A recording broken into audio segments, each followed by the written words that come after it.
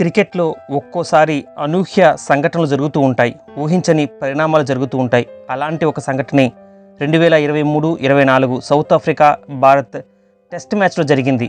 ఈ సిరీస్లో రెండవ టెస్ట్లో భారత్ మొదటి ఇన్నింగ్స్లో 153 పరుగులకి 4 వికెట్లు కోల్పోయి పటిష్టమైన స్థితిలో ఉంది.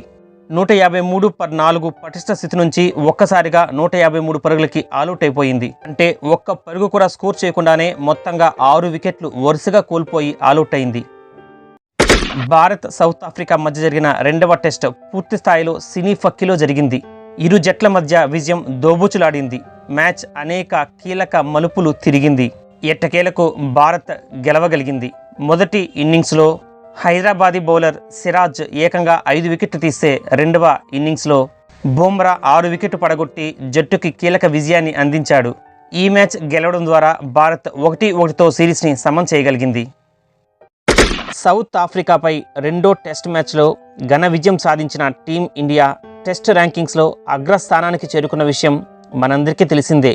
కానీ ఆ ముచ్చట ఒక్క రోజులోనే తీరిపోయింది.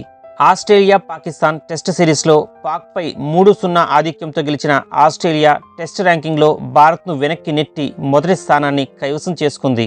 టెస్ట్ ర్యాంకింగ్స్ విషయానికి వస్తే ప్రస్తుతం ఆస్ట్రేలియా మొదటి స్థానంలో ఉంటే భారత్ 2వ స్థానంలోనూ, సౌత్ ఆఫ్రికా 3వ స్థానంలోనూ, న్యూజిలాండ్ 4వ స్థానంలోనూ, బంగ్లాదేశ్ 5వ స్థానంలోనూ, పాకిస్తాన్ 6వ స్థానంలో టెస్ట్ ర్యాంకింగ్స్లో తమ స్థానాన్ని నిలుపుకున్నాయి.